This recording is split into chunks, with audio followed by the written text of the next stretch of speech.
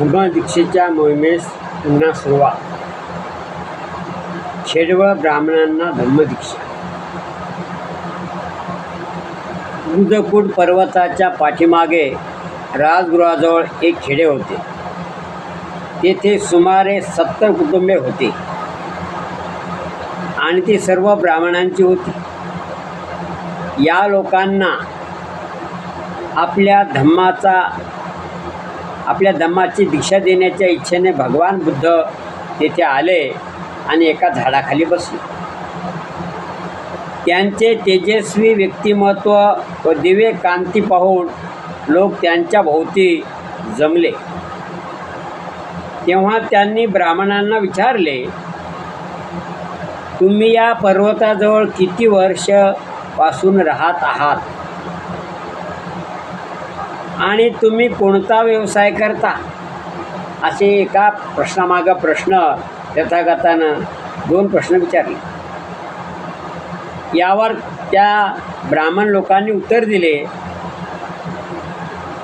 आमच्या इथे 30 पिढ्या होऊन गेल्या आहेत. आता 30 ऐवजी मला वाटतं ही पिंड चूक असली पाहिजे. 3 पिढ्या होऊन गेल्या आहेत असं असलं पाहिजे. आणि गुरेढोरे पाळणे हा आमचा व्यवसाय आहे. त्यांच्या धार्मिक श्रद्धेविषयी विचारले असता ते म्हणाले, निरनिराळ्या ऋतूनुसार आम्ही सूर्य, चंद्र, पर्जन्य आणि अग्नी यांची पूजा करतो व त्यांना होम हवन करतो.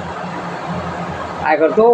होम हवन करतो. जर एखाद्याला मृत्यू आला तर आम्ही एकत्र येतो आणि ब्रह्मलोकात त्याला जन्म मिळावा आणि अशा प्रकारे जन्ममरणाच्या फेऱ्यातून तो मुक्त व्हावा म्हणून प्रार्थना करतो. आणि ते ब्राह्मण काय म्हणाले, आमच्यापैकी जर एखाद्याला मृत्यू आला तर आम्ही सर्व एकत्र जमतो आणि त्याला या जन्ममरणाच्या फेऱ्यातून मुक्त व्हावा म्हणून प्रार्थना करतो. भगवान बुद्धांनी विचारले, भगवान बुद्ध त्यांना म्हणाले, हा सुरक्षित मार्ग नव्हे. यापासून तुमचा काहीच फायदा होणार नाही. माझ्या मार्गाचे अनुकरण करणे, खरे श्रमण बनणे आणि निर्वाण प्राप्तीसाठी आत्मसंयमाचा अभ्यास करणे हाच खरा मार्ग होय. आणि ते पुढे म्हणाले. असं भगवान बुद्ध त्या ब्राह्मण मंडळीला म्हणाले. जे थोतांडाचा अवलंब करून असत्याला सत्य आणि सत्याला असत्य समजतात त्यांना कधीही सद्गती प्राप्त होत नाही. तथागत काय म्हणाले, जे थोतांडाचा अवलंब करून असत्याला सत्य आणि सत्याला असत्य समजतात त्यांना कधीही सद्गती प्राप्त होत नाही. म्हणजे सत्य मार्ग सापडत नाही. परंतु सत्याला सत्य म्हणून ओळखणे आणि असत्याला असत्य मानणे ही खरी सम्यक दृष्टी होय. त्याला काय म्हणतात? सम्यक दृष्टी. सत्याला सत्य, खोट्याला खोटं. हिच्यामुळे तुम्हाला सद्गती लाभेल. भगवान बुद्ध काय म्हणतात, मी सांगतो या मार्गाने गेले तर तुम्हाला सद्गती लाभेल, मिळेल. जगात मृत्यू सर्वत्र आहे. भगवान बुद्ध त्या लोकांना काय सांगतात, या जगात मृत्यू सर्वत्र आहे. याच्यापासून कोणाचीही सुटका नाही.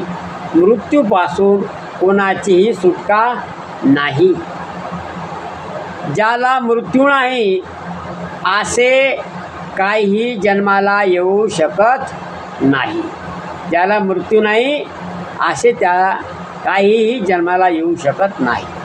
ही गोष्ट सर्व प्राणीमात्राच्या बाबतीत लक्षात घेणे आणि म्हणून जन्ममृत्यूच्या बंधनातून सुटण्याची इच्छा करणे म्हणजे खरी